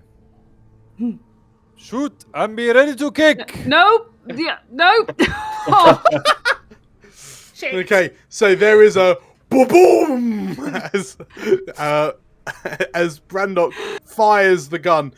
There's the splintering of wood as this cannibal punches straight through the reinforced iron door, and so much that I'm just going to delete that wall segment. Yeah. Brandok kicks it in. what's left of it, it's kicked in, and through the dust and smoke, you can see that there's I mean, it's now more of a mess in here, but as the dust settles, you can see that there is a room. There is some sort of it stands apart from the rest of the sewer. You can see that there is wooden flooring, like wooden planks laid as a floor across the floor. And as you enter, you see that there's a number of barrels in front of you that have been reduced to splinters, with a fist-sized hole traveling through them. And there are significantly more rat cages. You can see boxes. And there's a desk over on the far table. What do you do? Can Subtle Brandok make an investigation check to look for anything to drink? You have a -1. Okay, a 13. So yes, you find a bottle. You find some bottles on the desk over in the corner, and as you kind of pop the cork on them, the smell is it like almost punches you in the nostrils. Strong stuff. And I like it. From where you are, Morton, as Subtle pops the cork, you immediately recognise that that's like 100% like alcohol. Like that is like cleaning, the stuff you use to sterilise wounds and whatnot. Like that will kill a man if you drink that. But not a dwarf. But yes, so Subtle, you're over in the corner, sniffing, potentially drinking pure ethanol. Sure. What's everyone else doing? I would probably signal for Morton to go and search the desk and see if there's anything identifying or useful. Okay. Sure. So yeah, go on. Oh, sorry. I'd be looking for like footprints or proof of direction or what this is being used as. Kind of, just basically some sort of signs of who has been here. Cool. And last but not least, Reeve? Probably gonna sort of look around some of the barrels and shelves and just see if there's anything vaguely identifying or any contraband or just like general stuff that because Reeve has a suspicion there's something to do with smuggling since we found the boat. So yeah, she's gonna be checking for that sort of stuff. Okay. So if I could have a investigation from you all. It's a 12 for Reeve. 4 for Morton. She cannot find the desk. Is Morton trying to avoid Subtle poisoning himself? Yeah. I think she's distracted. She's trying to convince you to sip it rather than just down it. Noel got a 20. Ooh, nice. Very good. Speaking from experience there, Morton. Yeah. Okay, so 4, 12, and 20. So, you... Okay, Morton, as you, like, it's hard to keep your eyes open, like, near the fumes coming off that bottle, and, like, they're being wafted every time he goes, oh, and takes another glug. So you're not able to like, the only thing keeping this dwarf upright is his famously dwarven resilience. Reeve, as you look around, you notice that a lot of the barrels, the crates around, like there's rat cages everywhere, right? But in amongst them there are these barrels, these crates. And it takes you a little while, but then you notice that some of them, like you see it, but you don't notice. You don't kind of make anything of it at first, but you notice that there's like the seared. You know how they'll kind of in lieu of like labels, they'll just burn sigils and whatnot into the sides of crates, so you know where things came from. You notice that a lot of these crates come from Westgate, which is that kind of, Tortuga-esque, piratey, like mercantile city to the southwest on the other side of the Dragonmere. So that's not that unusual. It's a busy trading spot. But then as you look around, it dawns on you that loads of the crates and barrels are from Westgate. And specifically, they all seem to be branded with the same shipping company. And if I could also ask for a history check. Okay. Right, hang on. I'm just gonna double check my feature. No, it's only for my allies. That's fine. That's fine. Wondering if I could add a d6 to this, but I think it's just going to be straight roll. 18. Okay, perfect. As you look at this symbol, this Westgate Trading Company, you remember that it's the same company that sent the crate that contained that ooze that was on the ship. Oh, on right. the maiden voyage of the Fortune's Claw. Huh. It's the same company.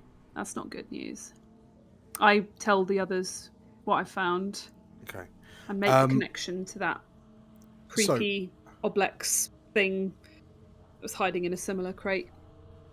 And Knowles, as Reeve starts saying this, you've kind of zoned out because you're looking around and you're looking it's a bit difficult because the four of you have kind of started to scuff them a bit, but you notice that your footprints aren't the only footprints.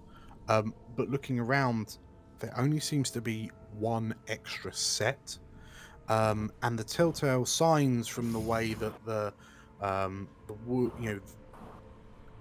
it's someone quite relatively kind of light on their feet, but at the same time not confident on their feet. They don't walk with the authority of Reeve or the grace of Morton or yourself, for example. It's almost like they're more of a shuffler. Oh. And so it's not light as in sneaky. It's light as in weight-wise, yeah.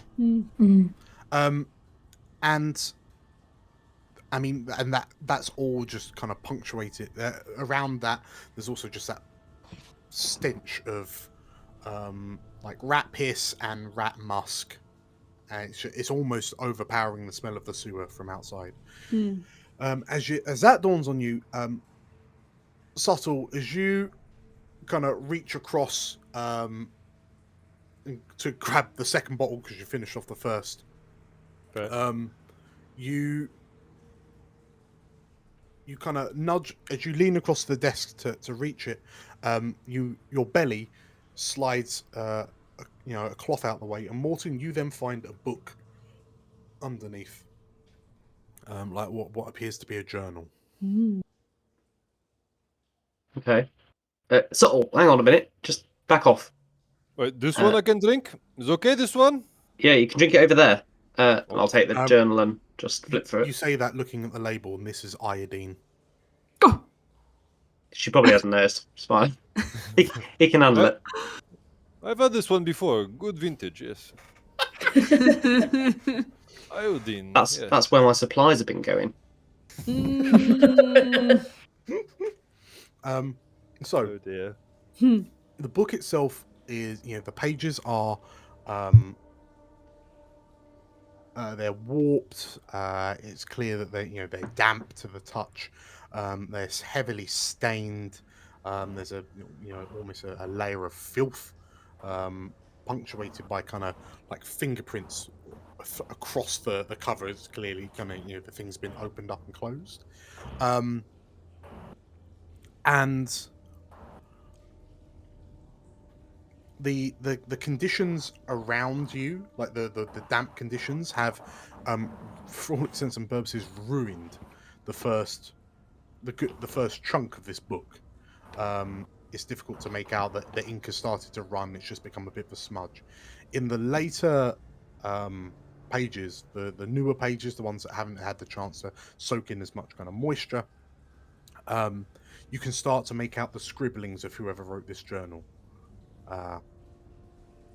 and you look at one entry that says, "The latest shipment arrived late, but no matter.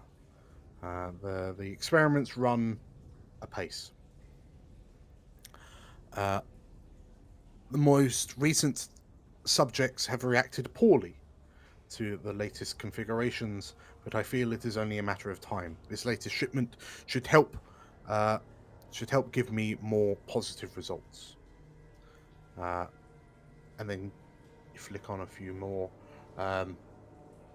It's working. I didn't think it was possible, but I think I know.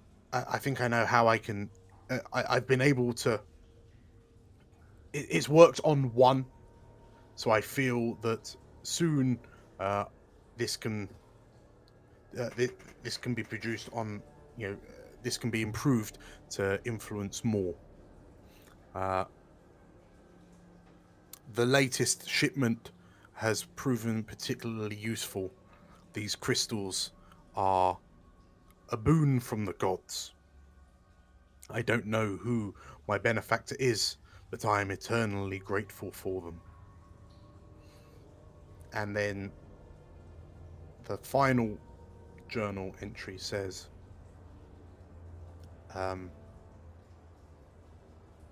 "Once again, they have spurned me. The scratching and the itching, it never stops, and those I would turn to for help have denied me. I will show them. I will show them all. No one can deny the king his rightful place." I think Morsenal, having read that curse colourfully, boss, I don't think it's smugglers. What is it then? Some nut job. Talking about experiments and subjects and something that sounds like it's going to take more than an hour. Experiments on what, though? The rats? Maybe. Wasn't quite clear. But he doesn't seem all with it. As you say that amongst yourselves, you hear, "What have you found? Be quick about it. We haven't got all day." It's mine. I'm not gonna share. I'm sorry. It's mine. As the four of you emerge from the room, you can see the warhounds kind of looking around, and they seem to be a bit more nervous than they were before. But yeah, Mungo the kobold is looking at you expectantly. "Did you find anything fun?" Well, it depends on your definition, I suppose. Here, Reeve, take a look. And yes, Reeve, as you look through this journal, you can only see the last few pages, but yeah, it doesn't sound promising. I'm going to share that with Mungo in particular. The kobold takes a look at it, and you see him kind of flick through the last few pages, and I mean, I don't understand what's so impressive about a book. Have you read what it says? What's that got to do with my rats? It talks of experiments. Do you not think, hard as it might be, to acknowledge that perhaps the rats have become embroiled as test subjects of some kind? Test rats? Testing on rats? It's been known. I've never heard of anything so ridiculous. I think we should entertain it as a possibility. The kobold, you see two scaly brows rise as he rolls his head. And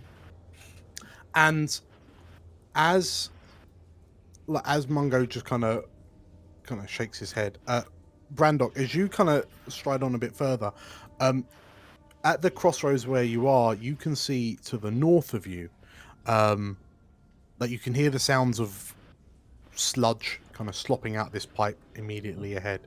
But there's that loud dripping at the far end of the corridor, and with your dark vision, you can just about see the glimmers of light from Morton's torch reflecting what appears to be a large pool, and there's a lot of kind of debris and refuse floating about in it.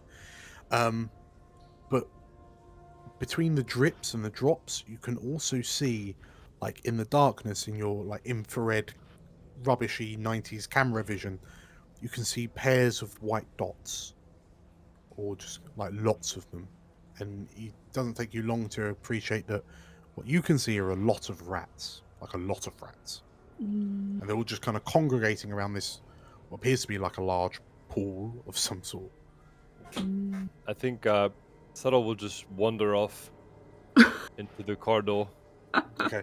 Morton, you watch as Brandok walks off into the darkness. Hang on, Subtle. Wait for the rest of us. Yeah, Knowles will follow up with the boat in tow. Yeah. You've got the boat. So because it's quite narrow, are you just kind of pulling it along the canal with you? Pulling it along for now, yeah, but just if it can get to anywhere that's of use. It's going to fill with slop just there, isn't it? Oh, God. Might maybe leave it on the other side of the pipe. That's a good point. Yeah, if you take it past this point, yeah, it will get filled with sewage. All right, I'll tie it up. So you're happy to leave it kind of here? Yeah. Cool. Right. So your boat is there. As the war dogs kind of look to one another, they're a bit shifty looking, like they're not entirely confident about things. I mean, creeping through dark sewers is bad enough at the best of times. And like as you walk along, you can hear as they as they follow up behind you. Oh no! You hear there's a lot of rats. Malka, not just rats. Malka kind of saying, "So, have you been have you been Blue Dragons for long?" And like you see gently, like as rats start scurrying around your feet, it becomes difficult to step, for fear of just treading on rat. And like Mungo goes berserk and sort of rushes off and ow, ow, ow, ow, and you just see him bloop, like jump straight into the sewage, and he's just wading around in it, and he's sort of like lunging, like disappearing under the surface and lunging back up with a rat and no, and kind of throwing it back and sort of just running around trying to find his rats. He clambers up onto what appears to be a floating corpse. God! Just to get and he's light enough that the corpse doesn't sink. It's bloated, so it's full of gas. And he's just like looking about, and he kind of wipes the refuse from his goggles, and he looks around, and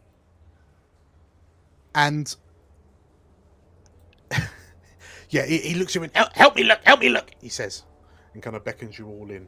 The war dogs approach and they take one look at this, and like the sound of chittering and squeaking echoes out of the room, but by your reckoning there are hundreds of rats, and as you approach you can see that there are some gaps in the wall, and in the space behind the walls you can just see this moving tide of grey dirty fur as the rats are just climbing in and about each other, between the gaps in the wall by the looks of it. I think Reeve wants to start investigating some of the dead bodies that seem to be hanging around. So I think there's a body over there by the look of it, and there's some in the water. So she's just going to look at whichever is easiest for her to get to and have a look at. Sure. Maybe she'll help Morton with that or something, because Morton would probably want to. I imagine Morton would want to check. Yeah, and check how they died, I suppose, and how long they've been there. Sure. So as you look, like you fish over the nearest corpse that's kind of half bobbing on the surface. As you pull them in and kind of pull them up onto out of the water, quote unquote, it's tough to hold your stomachs. These bodies have clearly been in this water for some considerable time. Their bodies are grotesquely bloated and deformed. They are in advanced stages of putrefaction. But as you pull this what it looks like a young lad up onto the side, you look at it and Knowles, you recognize this naked corpse to be one of the dock hands from one of the public harbours, one of the public docks. Like, just effectively one of the dock staff that help merchant vessels get their stuff on and off the ships. Oh, no. I'll exclaim quite loudly to the rest of the crew. Whatever their name may be. I'm going to say Brian. Okay. That's young Brian! What? Oh no! His mother's going to be devastated. Morton, as you also recognise this as young Brian, it's, let's say, I mean, they look like bloated marshmallows, or he looks like a bloated marshmallow because he's just taken in so much goo and gas. But you also notice that his head appears to be deformed. Like there appear to be large growths. Like where his bones become a bit more stretchy. Like there are growths on his skull that don't appear to be quite the same as the bloating on the rest of his body. Do the like other corpses seem to have funny growths on? Or... as you glance across, and Subtle manages to retrieve the corpse that Mungo's stood on, you realise that, yeah, all of these people seem to have, large kind of growths, lumps on the tops of their heads. What do you make of it? Can I make a medicine check to see if they're kind of it's the result of some sort of disease, or whether it's roll me up an experiment or something? Okay. Can I have advantage if Reeve is helping? If Reeve passes a DC 10 medicine check, absolutely. And if I don't, do I not give her disadvantage? Oh, okay. Are you sure? Well, Are you sure? It's up to you whether you want to help or not. My medicine's only +1, so it's a gamble. It's a gamble. Maybe I'll just go for it with a straight roll. And can I just check? Is it possible to use the eye for detail help action? Absolutely. Yeah. If you want to help. Don't really know how to use it. I'm just gonna put that there. Okay, so why not? You get advantage anyway, Matt. So if you roll again, so you got a 19 and a 14. Okay, so you have never seen anything like this. It's definitely not natural. Young Brian, he definitely didn't have these before. He definitely didn't have these growths before. And looking at the way that it's tough to say because it's been so long, but like the bloodshotting in the eyes makes it seem that perhaps this enormous strain on his head is probably what killed him. These growths probably killed young Brian. So they're not just like bone, not just like his skull deforming. They're like a tumor, you said, like a fleshy growth. Yeah, just looks like these things have just been growing in and around their heads, like their heads have been inflated from the inside. Roughly how long has it been since Knowles and I saw young Brian? Like, has he been missing for months, or did we see him like a week ago? Yeah, like a week ago, last time you sailed out. Okay. So can I just check, the putrefaction that's happened is actually more advanced than it should be by this time? Or is it because it's in the sewers? Because it's in the sewers, yeah. It's really advanced because it's been, this body's been waterlogged for, presumably about a week. Gross. Whilst this is happening, Brandok, what are you doing? Laps by the look of it. Yes. Yeah. Subtle's on a rampage. Yeah, you can see that these rats, that there's a vermintide behind the wall to the north, and every so often you can see them kind of crowding around these bloated corpses. In fact, one that is just kind of brushed up to the northern edge of this pond. A number of rats just kind of descend on it and start like nibbling away. Which kind of puts the heebie-jeebies on you. But you hear the kobold go, "Oh!" I don't think Subtle minds the rats that much. He's like, well, just rats. Well, rats eating bloated bodies. But yeah, as you're kind of looking around, you also notice that the wall to the east there's a tunnel off to the east. West, sorry. Tunnel off to the west. Yeah, so I'll probably run through that. Okay. So as with what seem to be thousands of eyes watching you, Subtle just kind of disappears off into the corridor. Reeve, you see it. Knowles, you see it. Morton, you just see him disappear from the light. Subtle, don't run off. Wait for us. Run off? Nope. Subtle, we're a team. Do the rats seem to do they kind of react to our presence? I know you said they're watching us, but are they making any sort of unusual behaviour? Well, they're all kind of watching you curiously. As Knowles walks past, you see them kind of disappear into the holes in the wall.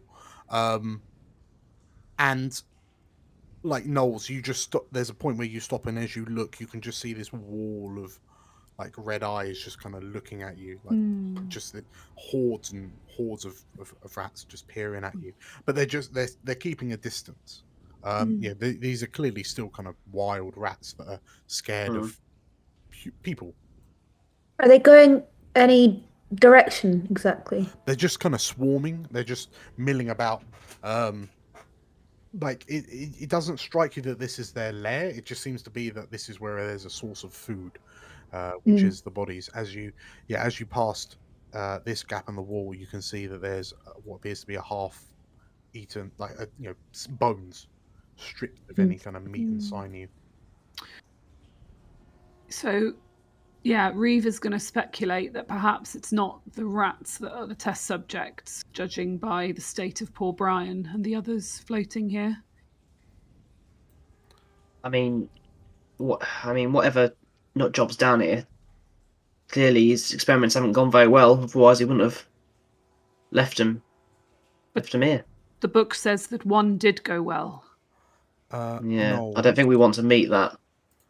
Sorry, I'm just going to step in, Knowles. As you were stood on that north wall, peering through, and you saw all those eyes staring back at you, give me a nature check. Okay. 6. Cool. Carry on. Yeah, these rats are. If I'm not sure if Knowles necessarily heard all of what was in the book, so I think Knowles would ask Reeve. Reeve, did they say what the experiment outcome was, or what it was towards? I don't think so. I think it just said that there was one that was successful, and there was something about the king. The king? Yes. I'm not even sure what kind of person they were. I mean, they were quite, I'd say, light on their feet, but not very sneaky as such. A sort of noodly type person. Noodly a bit. Noodly, yeah, shuffly. Not being too necessarily careful, I'd say, maybe. A clumsy, noodly, shuffly person. They don't sound that formidable to me.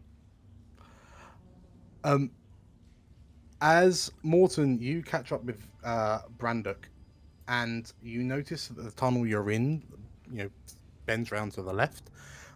As you come round the corner, you see at the end of this kind of corridor that the sludge, the sewage, there are kind of makeshift bridges over it to create a kind of a larger walkway. But at the far end of the room, there is what appears to be a large round room. There is an ominous red light that glows from within it.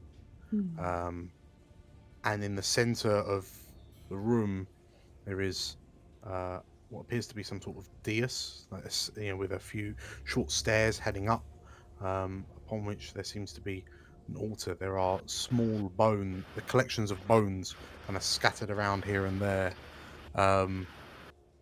And yeah, there's something intensely disconcerting about it. Subtle goes, nightclub! Subtle, as you shout that out, you hear, "Who's there?" Subtle Brandok.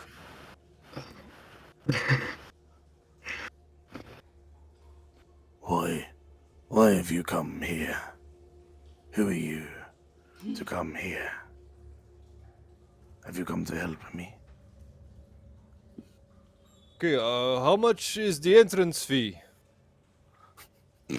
We brought ladies with us. Is okay? Subtle! The voice, please, come closer. My hearing is not as good as it once was. Before we come any closer, Subtle. What kind of help are you looking for?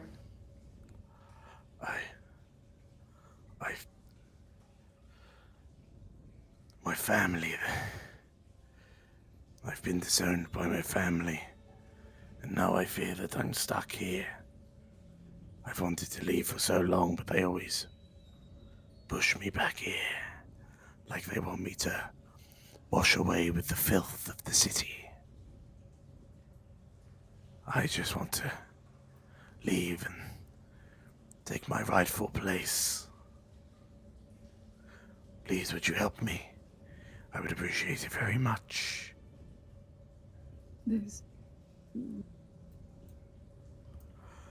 As this happens, the war dogs appear behind you.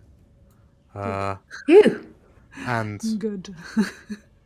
Malka steps forward, hears the last bit of this voice, and she kind of looks around. The black-robed hooded figure kind of leans in behind you, Reven. This is rather spooky. Yes, it is quite strange, but then again, we are blue dragons, and we help. It's when appropriate. It's what we do. Well said. After you, then. Hang on, Vivi. Whoever this is might have put those bodies in the... I'm fully aware, Morton. We need to tread carefully. Please, come closer. I mean you no harm. Can Reeve get a read on that? That I mean you no harm? Like, is it like, oh, I mean you no harm, or is it I mean you no harm? Kind of. Between the raspy voice and the echoes, it's very difficult to say. Of course it is. Sala will go, listen, sorry. We were in the queue first. You will have to wait. Okay, been waiting here a long time. Dan, where does this voice appear to be coming from? Do we see the figure? Is it sitting on this throne thing behind the dais, or? So, you can't see the figure. The voice is coming from the room, and Knowles, with your more acute perception, you notice that there is a shadow being cast from a glowing light on the floor on the outer walls, and it appears to be like a hunched humanoid-looking figure. I think there would definitely be a case of Knowles saying to Reeve, we all know this is dangerous, right? But it's, I have to admit, after the last journey we had, I'm not feeling very comfortable about this one. Subtle. Subtle. So Subtle goes running in. Accompanying him is Mungo. Oh no. So Mungo barges in. The rest of the war dogs kind of they come up behind you and then they just gently usher you forward. What? Can we at least ask who we're speaking to? The figure, the voice says, No one's asked for my name in a long time.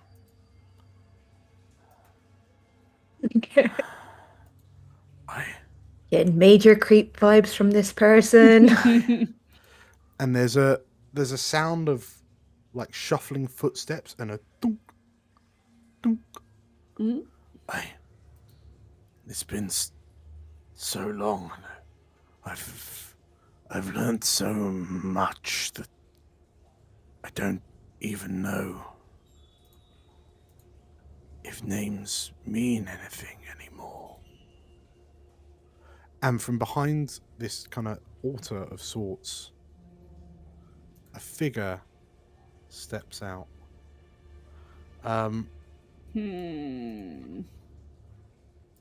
A hunched masked figure, swaddled in a dirty dirty coat, a grimy scarf, leaning on this moldy wooden staff. I mean, it just looks like driftwood, but you notice it's studded with what appear to be various kind of glowing crystals of some sort. And the individual's face is obscured by what appears to be a plague doctor's mask. As he shuffles over and he looks up to you and I don't quite remember what my name is, but I hadn't expected there to be so many of you. I'm honored that you would grace my court. Court? Yes. This is my royal court. And this feeble arm kind of gestures to the room around him. And I assume you're here to offer gifts and tribute.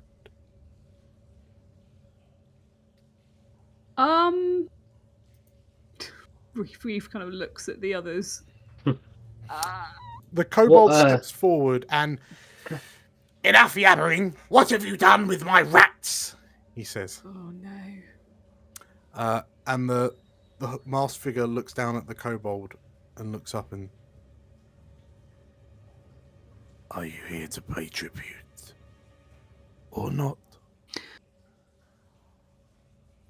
Whilst this is happening, I'd like to sneak around or kind of just try and get more into the room to look around and see what's here, if there's anything. So, as you, he can see that you wouldn't be able to sneak past him without him noticing, but the room is, pretty much as you see it, so it's a large circular room about 40 foot across. There are rusted chains kind of hanging from the ceiling, and yeah, this appears to be some sort of altar. It looks very similar to the kind of altars that you hear in the horror stories told by adventurers when they go off and slay evil cults and so on and so forth. There are runes on the floor that appear to be glowing a bloody red, which is the only thing kind of dimly illuminating the room besides Morton's torch. And the figure repeats, Are you here to offer tribute? Yes, of course we are, Reeve says and steps forward next to Mungo. Marvelous. What tribute would you receive? He looks up to you. The figure looks up to you and... At this moment in time, While my kingdom is new, the thing I require most is food.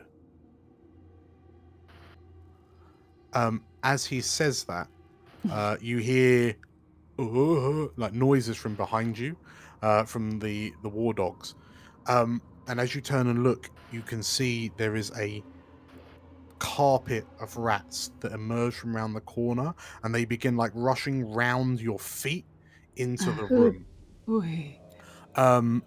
And in kind of in the clearer, redder light, it dawns on you that as these rats just kind of start to swarm together,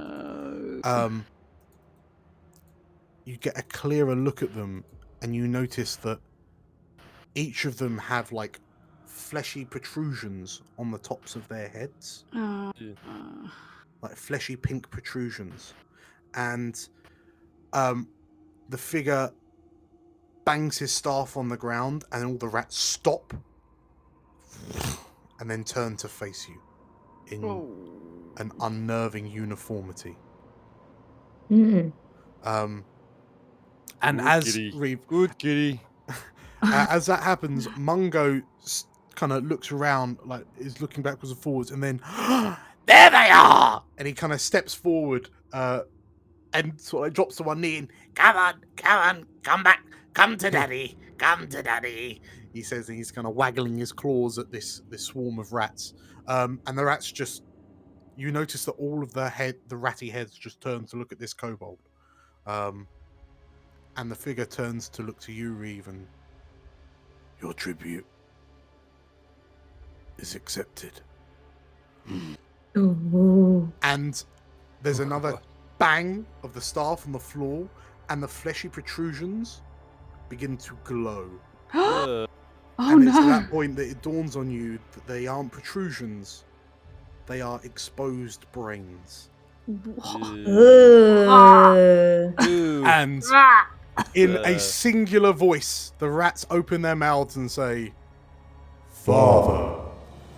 And you watch as hundreds of rats swarm Mungo. No! And you hear him, ah, ah, ah, ah! And there's the sounds of, and you watch as this kobold is devoured and ripped apart. No! Just see a hand, disappear into the throng of rats. Oh, no!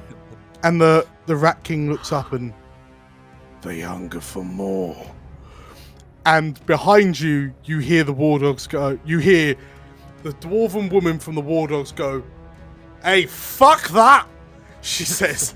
And she turns, and in swift unison, the war dogs turn and run. They book it. Amazing. And as they bolt out of the sewers, "Run for your fucking lives!" she shouts. Amazing. The swarms of rats turn to look to you, and there is nothing but a few specks of scrap and blood. Deleted. As the kobold is gone. Absolutely gone. And they all turn to look, and there's a singular voice from the rats as they say, "We hunger." What do you do? Come on. I loved that little guy as well. Brandok points at Knowles and Morton going, huh? And Knowles points at the other end of the room and goes, "Oh, that's where we put that tribute. Just over there. Just right behind you." As you say that, like the figure points its staff at you, and like the crystals are glowing the same colour as the little brains poking out all of these rats' heads. And as he points to you, you hear a voice from the top of the tunnel shout, "Are you coming or not?" shouts Malka as she kind of doubles back to check on you and then runs back off again. Oh. Run. Are we running for it? Okay. Sounds like it, boss. Right. So, yeah, as you turn to leave, with an unfathomable number of rats following in behind you. Mm-hmm.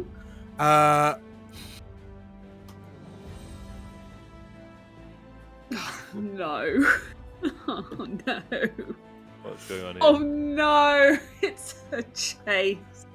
Oh my god. Going to be so gutted. Look at the size of that rat swarm after us! Holy shit. Oh So, boy. As you make a break for it into the sewers, you kind of burst through the room with the pool, and like you can see all of the eyes in the walls are just looking at you, and in unison there's a glow that emanates from all of their heads as they begin crawling out the wall as one, and as you kind of run out to you run to where the boat is, and you get to that crossroads, and as you look left, which is the direction you came, you can see more rats. All the rats that were on top of the pipes, their brains are all glowing, and they're crawling towards you. And you can hear the sounds of the war dogs running off in the other direction, down the tunnel past the fluorescent fungi. And as you follow in behind them to escape this vermin tide, we will call it there. Oh. Chasing us, Dan. What are we going to do? Oh no. Yeah. R.I.P. no. Mungo. Mungo's gone. No, Mungo's done for. I hated Mungo. I would not have cared about any of the other war dogs. They could all have died, but Mungo Wait, was hold my on. favourite. Wait, hold on. If Mungo dies, does that mean Zumbo dies? They're This is linked what I'm by worried fate. about. He's going to have no one to talk to when you guys have bar fights. When we meet up for our brawls. Right, congratulations everyone for surviving Oh my god. the first part of this one shot. Not for long. So yes, when we rejoin the Blue Dragons, the crew of the Fortune's Claw, we will see how they're getting on in the tunnels underneath Marsember. Yes, thank you all for playing. Thank you all for watching, and thank you, DM Dan. Yes, Yes, thank you. thank you very much. I will see you all next week. See you next time. Bye bye. Bye bye bye. Oh my goodness. Oh. As our plucky blue dragons run for their lives from a deadly swarm of mutated rats, it seems that this relaxing shore leave is anything but. Who is this Rat King, and what are his plans? Come back next week to find out. Thank you for watching the video. It's always fun to take a little break to do these one-shots, and I hope you've enjoyed it as much as we did playing it. The conclusion to this one-shot arrives next week, after which we'll be back up to full strength when Carl and Tilda return. If you liked the video, please hit the like button and leave some comments down below. And if you want to see more adventures with the crew of the Fortune's Claw, you can catch another video here. We release new videos throughout the week, so subscribe to keep up to date. And with that said, take care everyone, may the realms endure.